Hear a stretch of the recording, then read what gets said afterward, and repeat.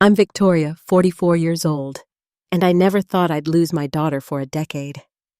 When Sophia cut me out of her life after my divorce from her father, it left a hole in my heart that nothing could fill. Now, 10 years later, she's suddenly back in my life. The problem? She's only here for her grandmother's inheritance. What she doesn't know is that I'm about to give her a reality check that will change everything between us. Before I start my story, where are you watching from today? Hit that like and subscribe button if you've ever had to rebuild a relationship that seemed beyond repair. Your support means everything as I share the most painful chapter of my life. I grew up in a middle-class neighborhood in suburban Massachusetts with fairly normal childhood experiences. My parents worked hard to give me opportunities they never had, and I always felt loved and supported. It was at Boston University where I met James during my sophomore year. He was studying finance while I was pursuing education, determined to become a teacher and make a difference in children's lives. James had this confidence about him that immediately drew me in. Tall with dark hair and the most mischievous smile he could charm anyone in the room. Our relationship moved quickly. We were young and completely in love, or so I thought. By graduation, we were engaged, and we married when I was 22, in a beautiful ceremony at my parents' church. "You two are perfect together," everyone said. Looking back, I wonder if we were ever actually right for each other. But youth has a way of making you believe in fairy tales. When I found out I was pregnant with Sophia, just a year into our marriage, James and I were ecstatic. We had planned to wait a few years, but life had other ideas. The day she was born was truly the happiest of my life. Holding that tiny baby girl with her perfect little fingers and bright blue eyes that would later turn brown just like mine, I felt a love I had never experienced before. I promised her then that I would always protect her, no matter what. As Sophia grew, I balanced my career as an elementary school teacher with motherhood. James was climbing the corporate ladder at his investment firm, working longer hours, but bringing home a comfortable income that allowed us to buy a house in a good school district. Despite the demands of work, I made sure to create special moments with Sophia that I hoped would become cherished memories. Every summer, we would spend 2 weeks at Cape Cod building sandcastles and collecting seashells. Sophia loved the ocean, fearlessly running into the waves while I watched nervously from the shore. James would join us on weekends when he could get away from work, which became increasingly rare as years passed. "Mommy, watch me," Sophia would call out during her dance recitals, and I never missed a single one. Front row camera ready, I was her biggest fan. I volunteered at her school, chaperoned field trips, and read her bedtime stories every night until she insisted she was too old for that tradition. We had our special mother-daughter rituals, too. Sunday morning pancakes, where we would compete to make the silliest shapes. Monthly girls' days, where we would get ice cream and window shop talking about everything and nothing. I wanted her to know she could always come to me with anything. My mother, Margaret, adored Sophia and was a constant presence in our lives. A retired nurse with boundless energy, she would take Sophia for weekends occasionally to give James and me some time alone. Those weekends became increasingly important as small fractures began appearing in our marriage. From the outside, we still looked like the perfect family. Nice house, successful careers, beautiful daughter. But inside our home, things were starting to change. James became more distant, more irritable. His work took priority over family time, and he started missing important events in Sophia's life. "Daddy promised he would come," Sophia said at her 10th birthday party, watching the door as James called to say he was stuck in a meeting. I saw the disappointment in her eyes, and it broke my heart. I tried to compensate by being both parents when he wasn't there, but a daughter needs her father.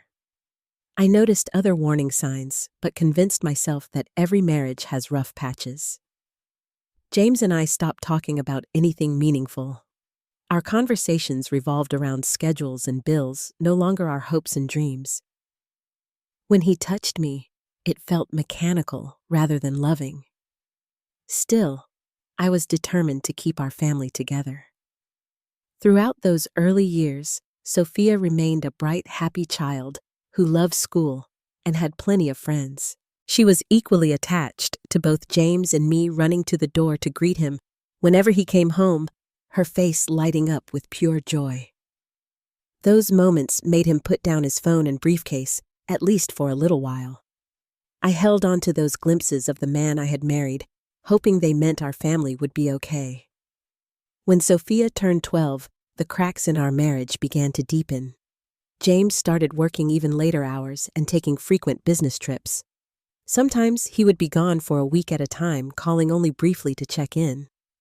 At first, I didn't question it too much. His company was expanding, and he had been promoted to senior investment manager with more responsibilities.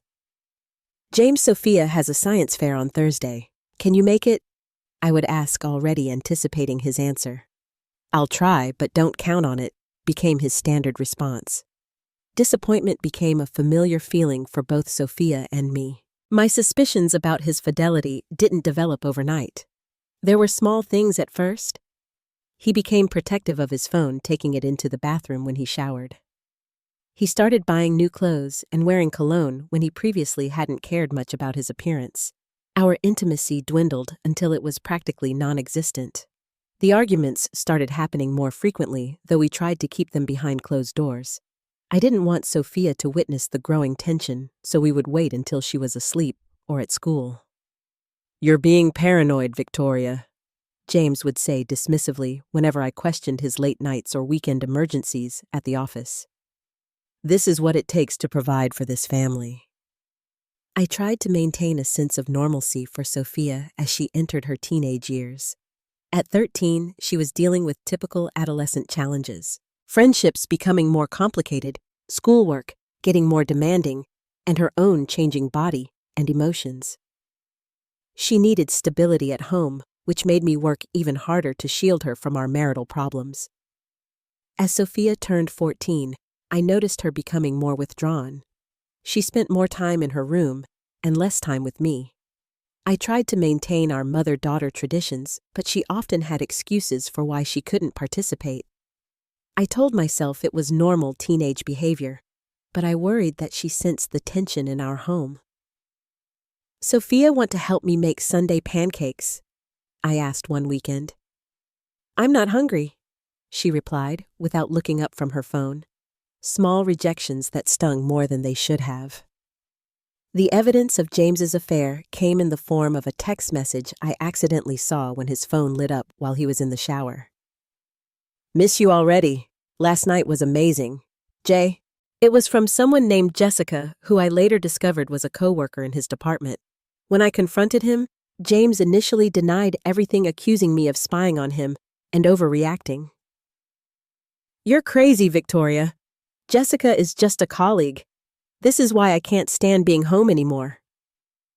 His words cut deep, making me question my own sanity. Was I imagining things, overreacting? The gaslighting took its toll on my mental health. I started experiencing anxiety attacks and struggled with depression. Some days, it was hard to get out of bed, but I forced myself to function for Sophia's sake. I couldn't let her see me fall apart. My mother, Margaret, became my lifeline during this time. When I finally broke down and told her what was happening, she provided the unwavering support I desperately needed. "You're not crazy, Victoria. Trust your instincts," she told me firmly. "But whatever you decide to do, remember that Sophia needs to see her mother standing strong." Meanwhile, James became emotionally distant not only from me, but increasingly from Sophia too.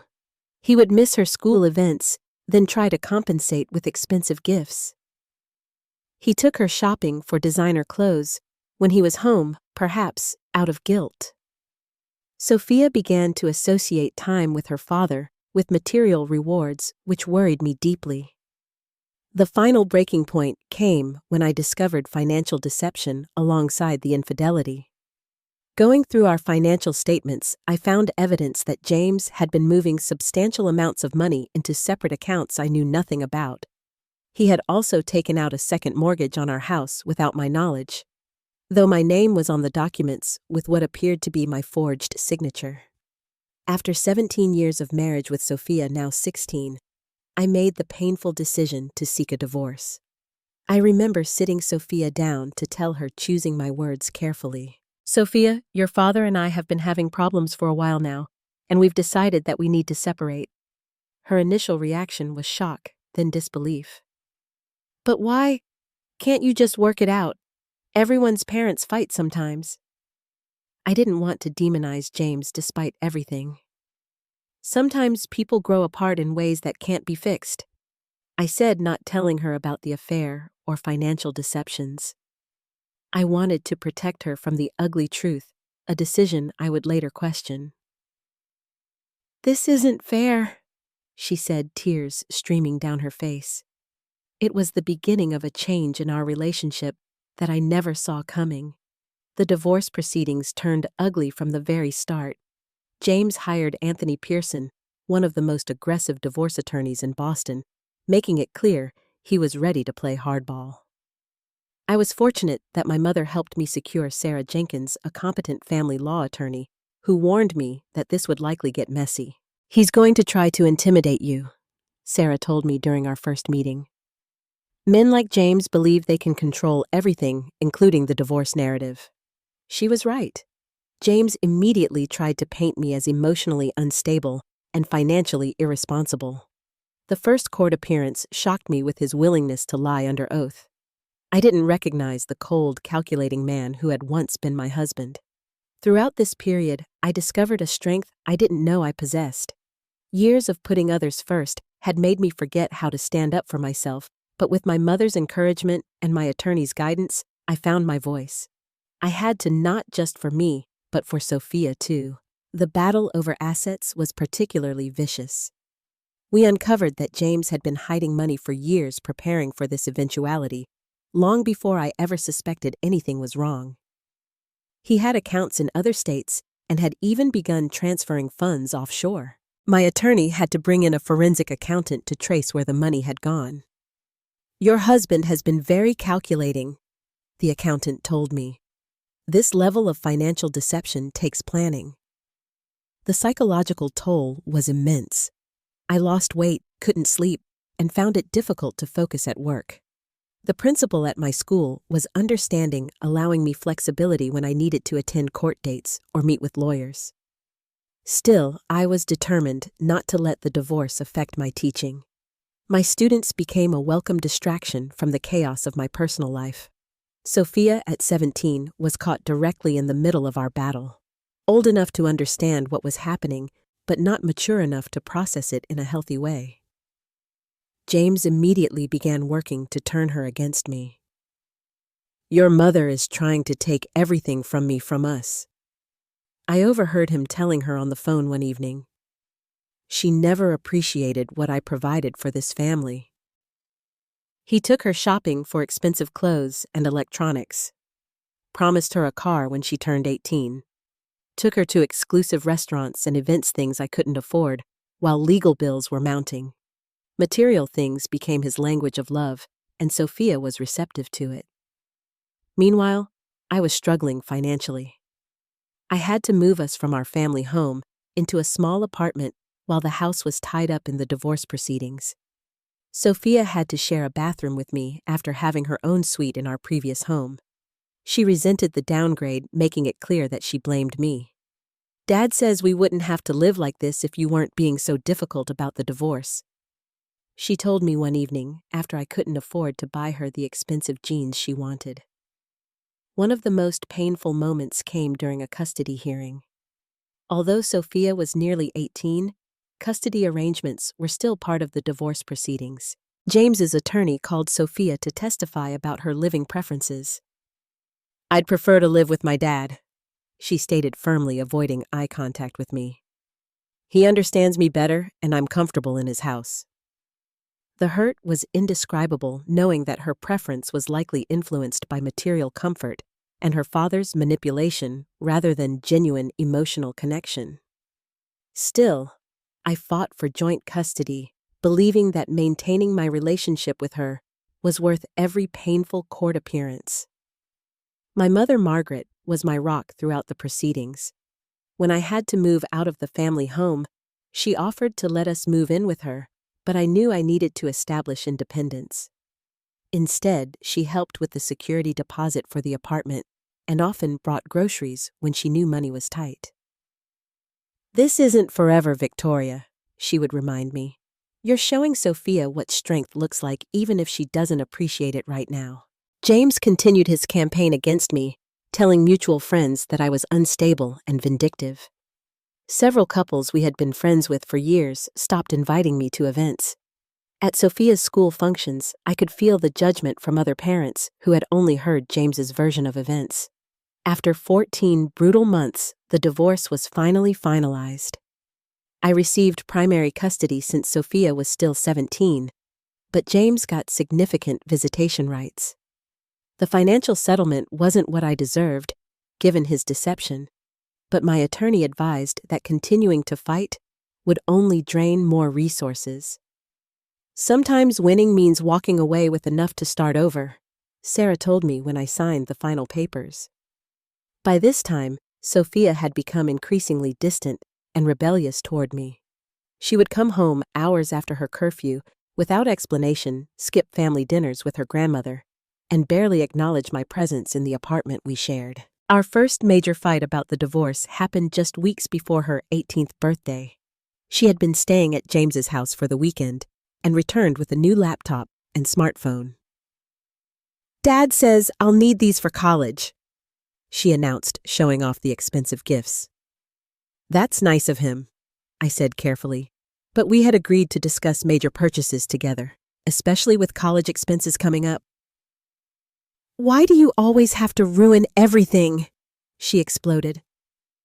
"Just because Dad wants to give me nice things doesn't make him the bad guy. You're just jealous because he's successful and you're not." The words stung, especially coming from the daughter I had tried so hard to protect. "Sophia, there's a lot about the divorce you don't understand," I began. "I understand enough," she interrupted. "I understand that you couldn't handle Dad's success and you wanted out. Now you're punishing both of us." In that moment, I realized how effectively James had rewritten our history for Sophia. She had fully bought into his version of events, where I was the villain who had destroyed our perfect family out of pettiness or jealousy. I wanted to tell her everything about the affair with Jessica, about the financial deception, about the forged signatures. But I held back, still believing that protecting her from the ugly truth was my job as her mother. It was a decision I would come to regret deeply. When Sophia turned 18 and graduated high school, I was so proud of her. Despite the turbulence of the divorce, she had maintained good grades and been accepted to Northwestern University. I wanted to celebrate with her, but she had other plans. James threw her an extravagant graduation party at his house, and I received a clear message about my place in her life. "I think it would be better if you didn't come to the party, Mom," Sophia told me, unable to meet my eyes. "It would just be awkward with Dad's friends there, and I don't want any drama on my graduation day." Though devastated, I respected her wishes, instead having a small dinner with just her and Margaret the night before the party. It was tense and brief, with Sophia checking her phone constantly and leaving as soon as possible. The final confrontation came a week after graduation. Sophia had been staying primarily at James's house, coming to the apartment only to collect more of her belongings. When I asked her about her plans for the summer before college, she finally unleashed years of built-up resentment. "You want to know my plans? I'm moving in with Dad permanently," she announced coldly. "I'm an adult now, and I don't have to pretend anymore that I want to live in this depressing apartment with you." "Sophia, I know things have been difficult." I began, trying to keep my voice steady. "Difficult? You destroyed our family. We had a perfect life before you decided you weren't happy enough. Dad told me everything, how you were always dissatisfied, always complaining about his work hours when he was just trying to provide for us." "That's not what happened, Sophia. There's so much you don't know," I said, finally ready to tell her the truth. I don't want to hear your excuses. She cut me off. Dad was right. You'll say anything to make yourself look better. I've never lied to you, Sophia, I said, tears streaming down my face. Well, here's the truth, she said, her voice cold. I don't want you at my college orientation. I don't want you involved in my life anymore. You chose to break up our family, and now I'm choosing to break up with you. Those were the last words my daughter said to me before walking out the door. I tried calling her repeatedly that night and in the days that followed, but she had blocked my number. My emails went unanswered. My text messages to her friends asking if she was okay were ignored or met with brief "she's fine" responses. Sophia had effectively ghosted me. The first birthday I spent without contact from Sophia was perhaps the hardest day of my life. August 15th, her 19th birthday, I sent a card to her dorm address that I had obtained from the alumni office at her high school. It came back marked, refused. I fell into a deep depression after that, finally seeking therapy when Margaret insisted I wasn't taking care of myself. Dr. Linda Fraser became another lifeline, helping me process not only the loss of my marriage, but the more painful loss of my relationship with my daughter. You're experiencing parental alienation, Dr. Fraser explained during one session. It's a form of psychological manipulation where one parent turns the child against the other. It's particularly common in high-conflict divorces. Understanding what was happening didn't ease the pain, but it helped me stop blaming myself entirely. James had systematically poisoned Sophia against me using his financial advantages and her teenage desire for material comforts to manipulate her loyalty. I continued to reach out to James asking for updates about Sophia, but he either ignored my messages or gave vague, unhelpful responses. She's fine. She doesn't want to talk to you. Respect her wishes. There were moments of true desperation. Once, when I knew James was traveling for work, I drove by his house hoping to catch a glimpse of Sophia during her winter break from college.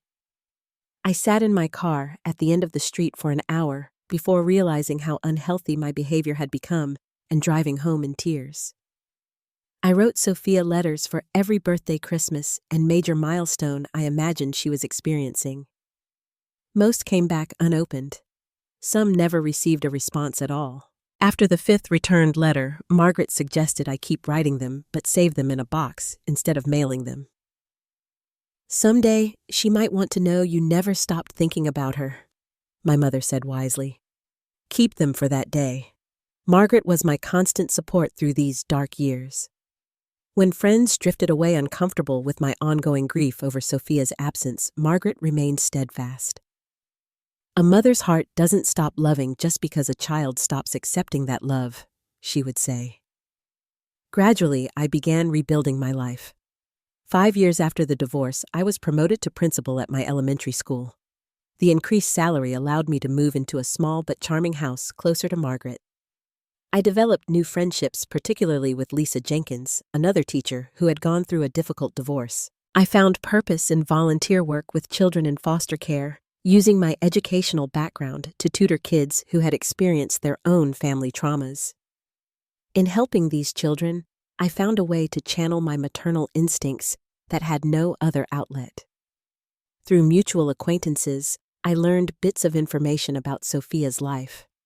She had graduated from Northwestern with a degree in marketing. She had moved to Chicago permanently and was working for an advertising agency. She wasn't married and didn't appear to be in a serious relationship. These crumbs of information were both precious and painful. Each year, on important dates, I still reached out.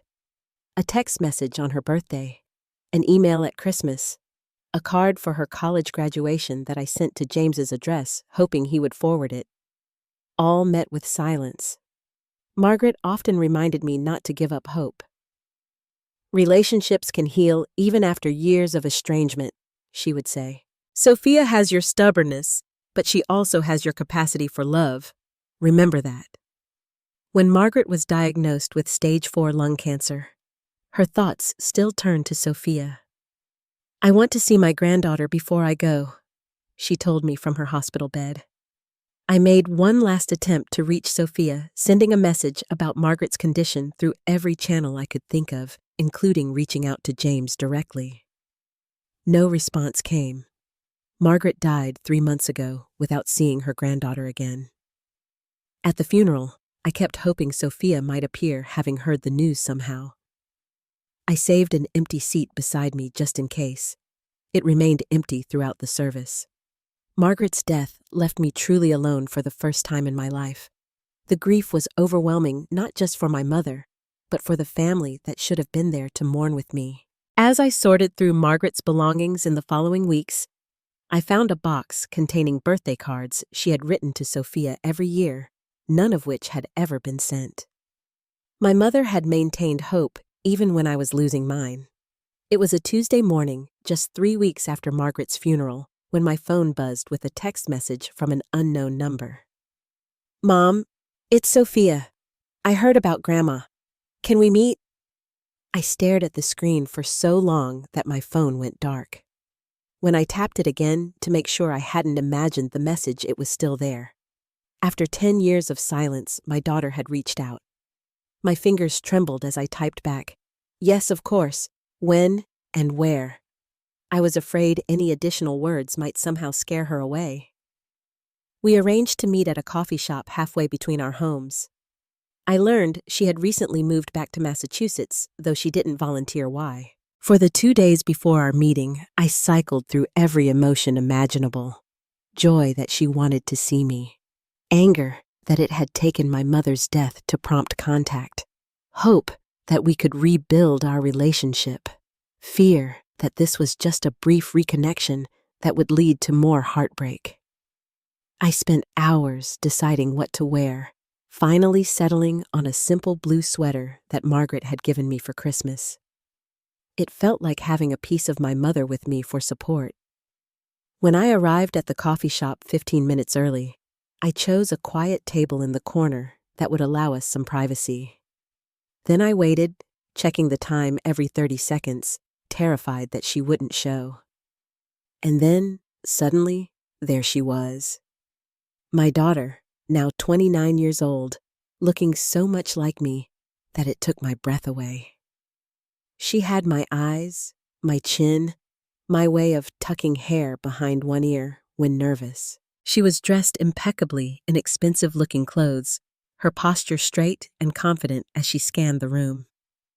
When our eyes met, I stood up automatically, unsure whether to hug her or shake her hand or simply wait for her to decide. She hesitated before approaching, then gave me a quick, awkward embrace that felt more like a formality than a genuine connection. "Hi, Mom," she said, and hearing her call me that after so long brought tears to my eyes that I quickly blinked away. "Hi, Sophia. It's so good to see you," I responded, trying to keep my voice steady. "You look beautiful." The initial conversation was painfully superficial. We ordered coffee and exchanged pleasantries like distant acquaintances rather than mother and daughter. She told me about her marketing career in Chicago, that she had decided to transfer to her company's Boston office for a change of scenery. She mentioned she was still single, had dated someone seriously for 2 years, but it hadn't worked out. What struck me most was that she didn't ask anything about my life. Not how I had been coping with Margaret's death, not about my work, not about anything personal. The conversation remained one-sided with me asking questions and her providing brief answers. As we sat there, the tension growing increasingly palpable, I noticed how Sophia seemed both distant yet determined. She kept glancing at her watch, giving the impression that this meeting was an obligation to be completed rather than a reunion to be savored. "I was sorry to hear about Grandma," she finally said after a lull in the conversation. "Dad mentioned it a few weeks ago." The casual way she referenced Margaret's death stung. "She missed you very much, Sophia. She never stopped asking about you, hoping you'd visit someday." Sophia shifted uncomfortably in her seat. "I should have," she admitted, looking down at her coffee. "But things were complicated." "They didn't have to be," I said softly. We both would have welcomed you back any time. Another uncomfortable silence fell between us. I could sense Sophia building up to something, the real reason for this meeting that had nothing to do with reconnection or reconciliation. So, she finally said, setting down her cup with deliberation. I wanted to ask about Grandma's will. Dad mentioned she had a substantial estate. And there it was, the true purpose of our reunion after 10 years of silence. Not to rebuild our relationship, not to grieve together over Margaret, but to inquire about inheritance. I felt as if someone had thrown cold water in my face. The shock must have shown because Sophia quickly attempted to soften her question. I know this isn't the best time to ask, but I figured we should discuss it since I am her only grandchild. I took a moment to gather my thoughts to push down the hurt and disappointment threatening to overwhelm me.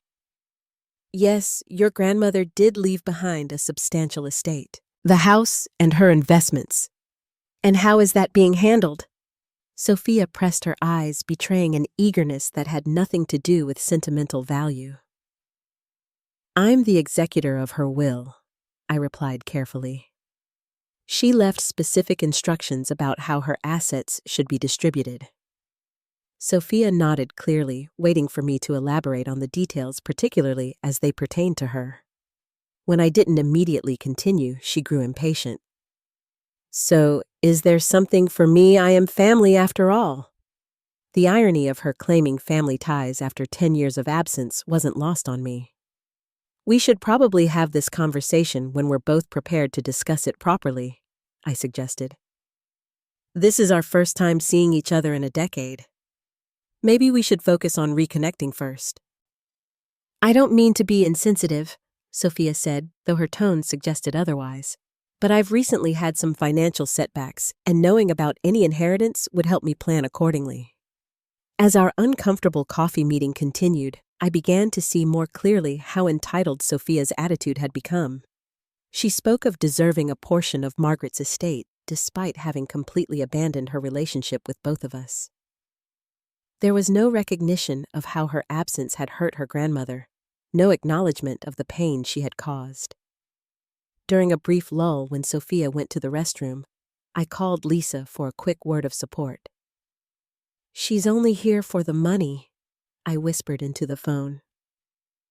What do I do? Stay calm and gather information, Lisa advised. Find out what's really going on before you make any decisions. When Sophia returned, I asked more pointed questions. I learned that James's investment firm had collapsed 2 years ago after a scandal involving misappropriation of client funds.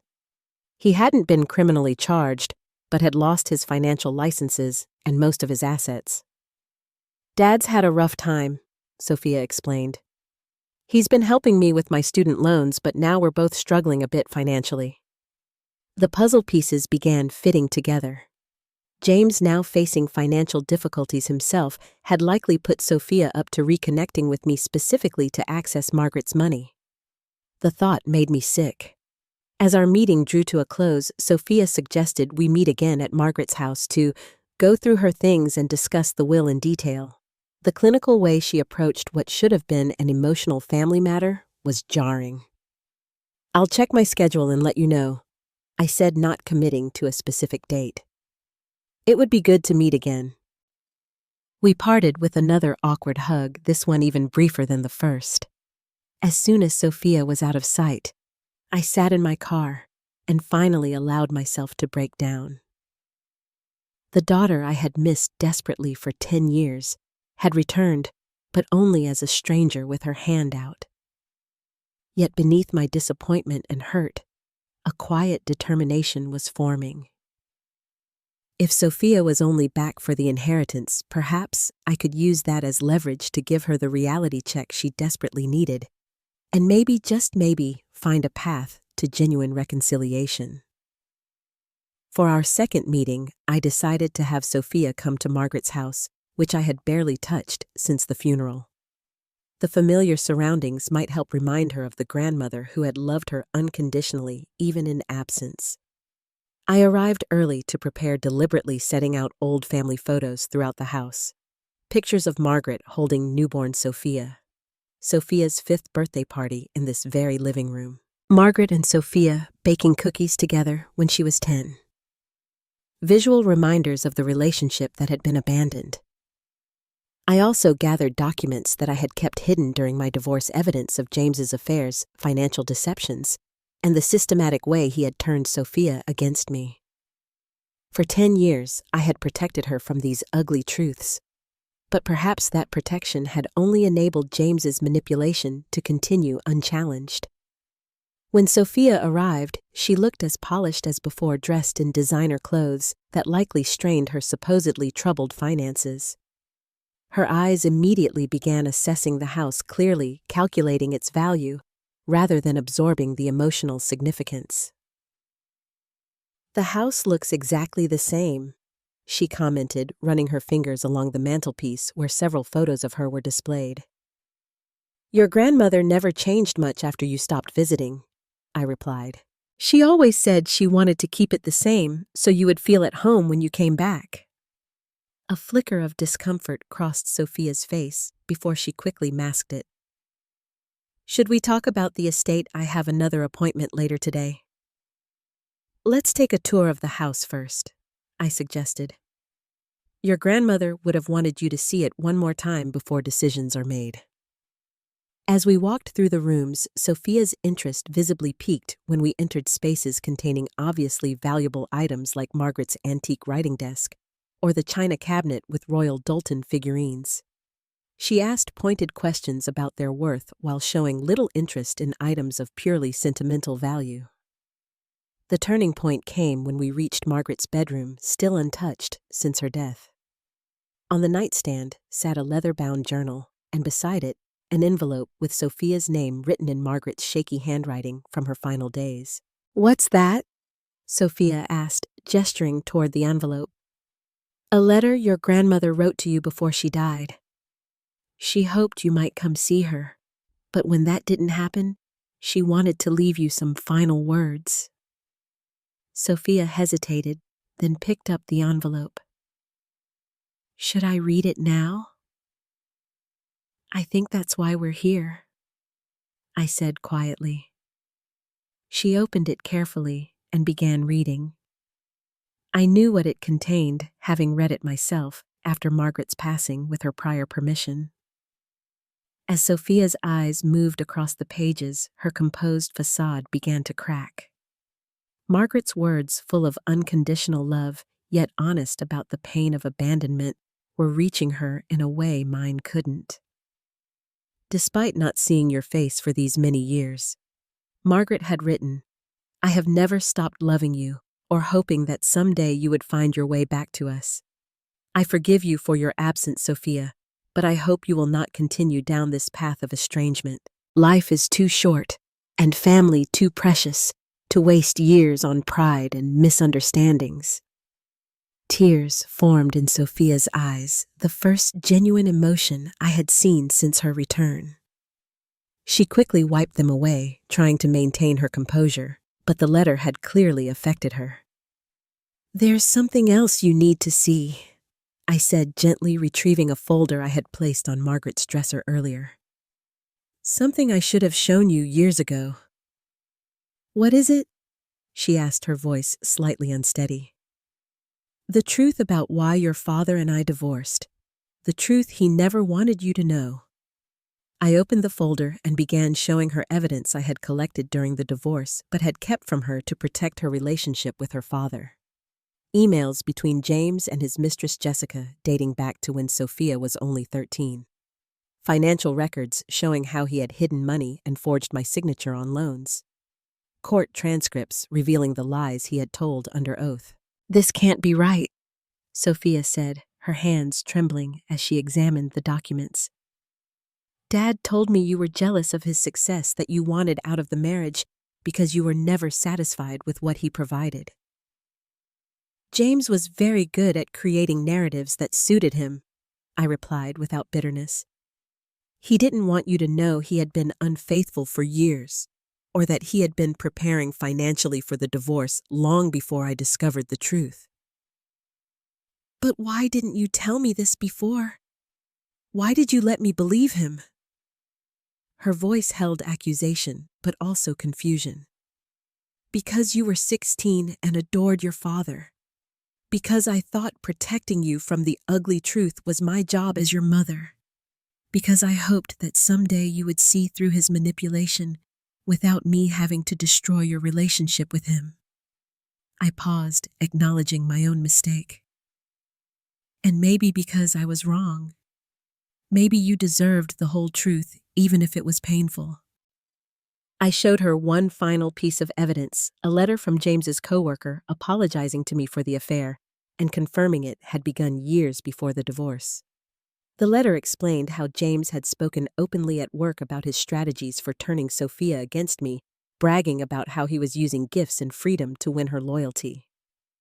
As the reality of her father's deception sank in, Sophia sat heavily on the edge of her grandmother's bed, the carefully constructed narrative she had lived with for 10 years crumbling around her.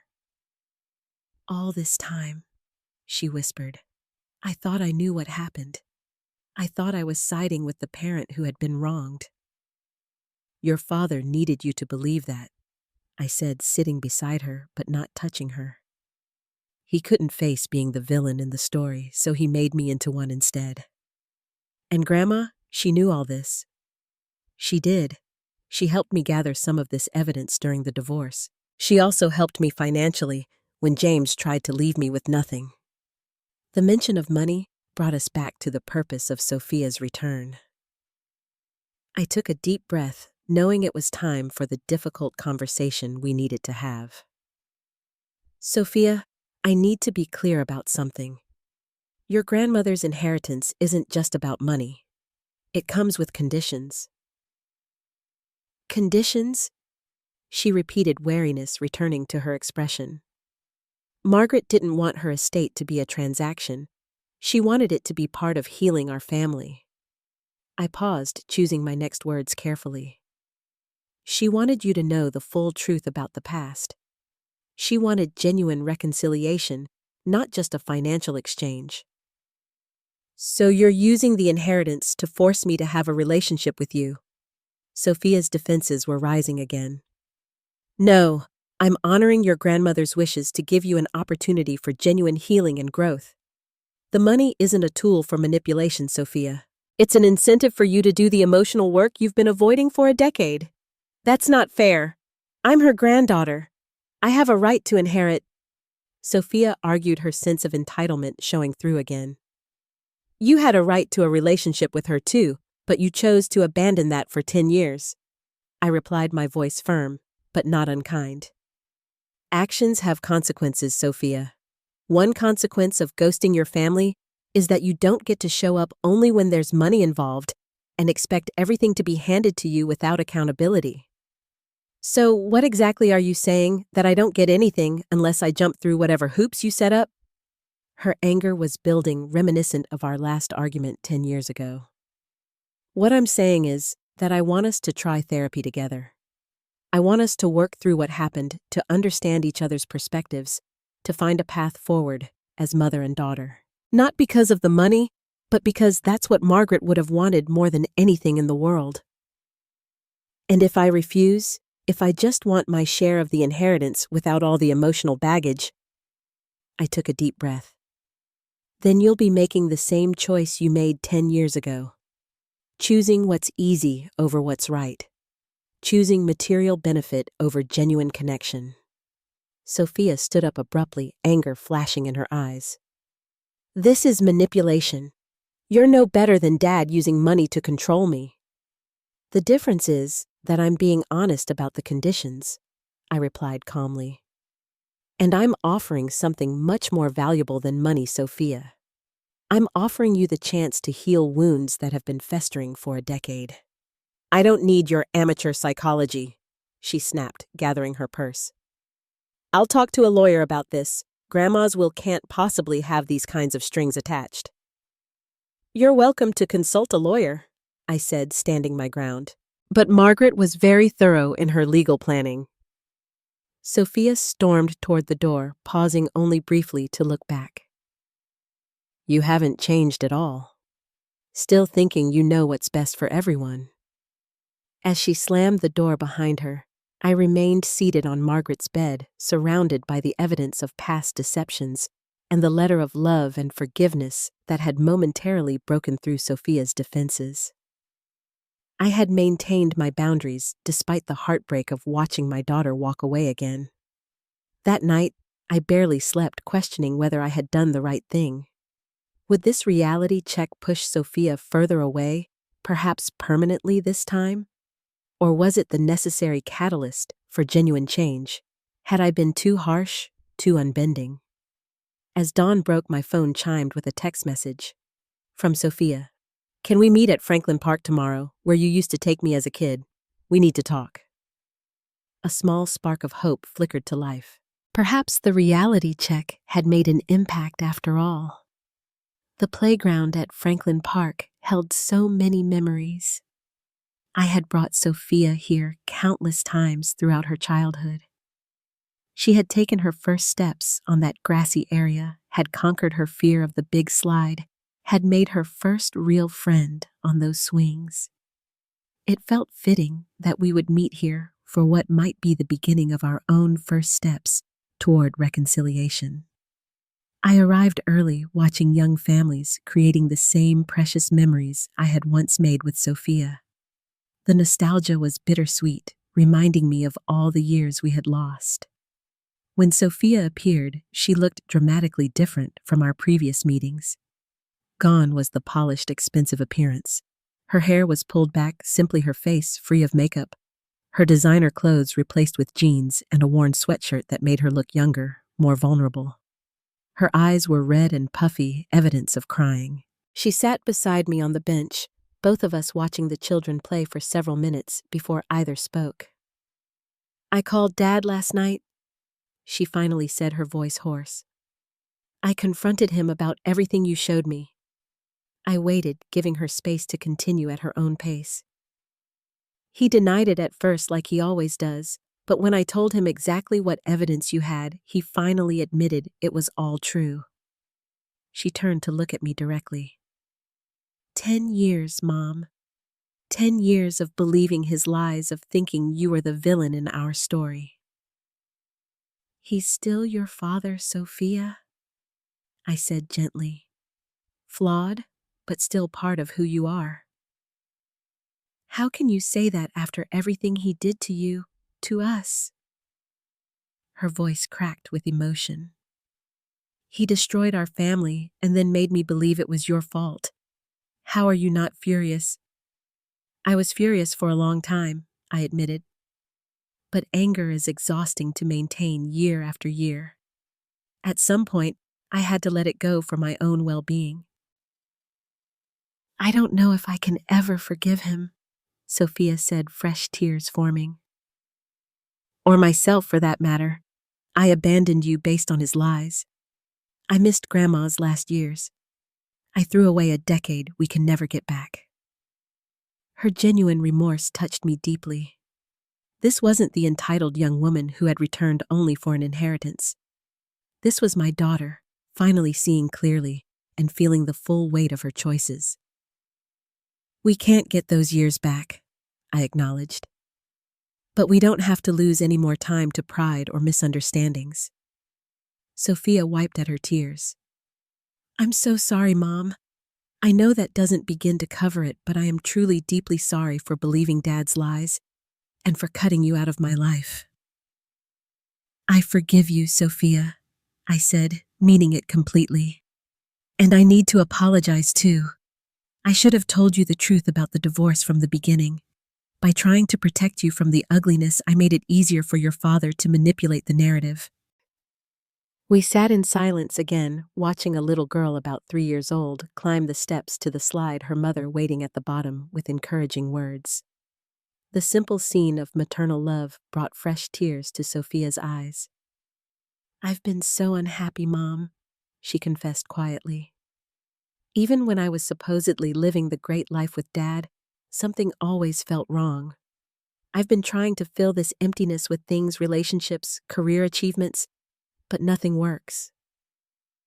Coming home, reconnecting with family, facing the truth, these are all good first steps toward healing, I offered. Sophia took a deep breath before asking, "Did you mean what you said yesterday about Grandma's will having conditions?" "I did," I confirmed. "But it's not what you might think. Margaret left half of her estate to you unconditionally. That was non-negotiable for her regardless of reconciliation. The other half is in a trust that becomes available to you after a year of demonstrated effort to rebuild our relationship." Sophia looked surprised. "So I do get something no matter what?" "Of course you do. You were her only grandchild, and she loved you completely despite the estrangement, but she was also wise enough to know that money alone wouldn't heal what was broken between us." "I don't deserve any of it," Sophia said, shaking her head. "Not after how I treated both of you." "It's not about deserving, Sophia. It's about family and love and second chances." I hesitated before adding, "And for what it's worth, I've been struggling financially too. The truth is, I could use my portion of the inheritance to secure my retirement, but I'd trade it all in a heartbeat for a genuine relationship with my daughter." That simple truth seemed to hit Sophia harder than anything else. The realization that while she had come back for money, I would willingly give up money for reconciliation. "Can we really start over after everything that's happened?" she asked, uncertainty in her voice. "Not start over exactly. We can't erase the past, but we can start from here acknowledging what happened and building something new," I answered. "If you're willing to try therapy with me to have uncomfortable conversations to be patient with the process, then yes, I believe we can rebuild something meaningful." Sophia nodded slowly. "I'd like that. And not because of the inheritance, though. I'll be honest that I do need the financial help, but because I've missed you, Mom. I didn't allow myself to admit it, but there's been a hole in my life where you should have been." For the first time since her return, I reached out and took her hand. She didn't pull away. "I've missed you too, Sophia. Every single day." We made plans that day, practical ones, that would form the foundation of our rebuilding efforts. Weekly dinners at my house. Joint therapy with Dr. Fraser, who had helped me through my darkest days. Sophia decided to look for an apartment in Boston rather than returning to Chicago using some of her unconditional inheritance to secure a fresh start. The following months weren't easy. There were difficult therapy sessions where old wounds were reopened. There were moments when Sophia's anger at her father threatened to consume her. There were uncomfortable revelations on both sides. But there was also progress, slow but steady, as we learned to be honest with each other in ways we never had before. 6 months after our meeting at the park, Sophia and I had established a new rhythm to our relationship. Our Sunday dinners had become a tradition we both looked forward to. Sometimes we cooked together, sometimes we ordered takeout. But the conversation flowed more naturally, now no longer constrained by a decade of silence. Therapy had helped us understand how James's manipulation had affected both of us, and how we could guard against such deception in the future. Sophia had established limited contact with her father, setting clear boundaries that he struggled to respect, but was learning to accept. With my guidance, Sophia found a charming apartment not far from mine. I helped her furnish it with a mix of items from Margaret's house that held sentimental value and new pieces that reflected her own taste. It felt symbolic somehow, this blending of past and present as she created her new home. Perhaps the most healing moment came when we spent a weekend sorting through the letters Margaret and I had written to Sophia over the years of estrangement. Reading them together brought both tears and laughter, grief for the lost time, but joy in the connections being renewed. "I can't believe you both kept writing to me when I never responded," Sophia said, holding a birthday card from her 25th birthday. "I don't think I could have been that faithful." "That's what unconditional love looks like," I told her. "It persists even when it's not returned." As my birthday approached, I noticed Sophia being secretive during our weekly calls and visits. Then the day before my birthday, she asked me to keep the entire day free.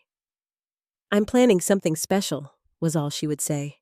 "Just be ready at 9 in the morning." When she arrived the next day, she presented me with a leather-bound photo album. Inside were pictures she had collected from her childhood, her college years, and her time in Chicago, essentially giving me back the decade of her life I had missed. The final pages were blank except for a note that read, "For the new memories we'll make together." It was the most precious gift I could have received, this tangible commitment to our future relationship. That evening, as we sat looking through old family photos together, creating new memories alongside the old, I reflected on our journey. The path to reconciliation had been painful and uncertain, filled with hard truths and difficult conversations. But sitting here with my daughter, laughing over an embarrassing childhood photo, I knew that every difficult step had been worth it. "You know," Sophia said thoughtfully, setting down a picture of her 5-year-old self covered in birthday cake. "I came back for the inheritance, but what I'm getting is so much more valuable." "What's that?" I asked. "A second chance at having a mother, at being a daughter, at understanding who I really am." She smiled, a genuine smile that reached her eyes. "Turns out the most important inheritance Grandma left wasn't her money at all." "No," I agreed, squeezing her hand. "It was her wisdom about what truly matters in life. I've learned that sometimes the most painful experiences can lead to the most profound growth." My daughter ghosted me for 10 years after a nasty divorce. She came back only for an inheritance, but received something far more valuable: the truth, forgiveness, and a chance to rebuild what was broken. Our story isn't perfect, and our healing isn't complete, but we're walking the path together now instead of apart. That makes all the difference. Have you ever had to rebuild a relationship that seemed beyond repair? What helped you find your way back to connection? Share your experiences in the comments below. And if this story resonated with you, please like, subscribe, and share it with someone who might need to hear that reconciliation is possible even after years of estrangement. Thank you for listening to my story, and remember that it's never too late for a second chance at family.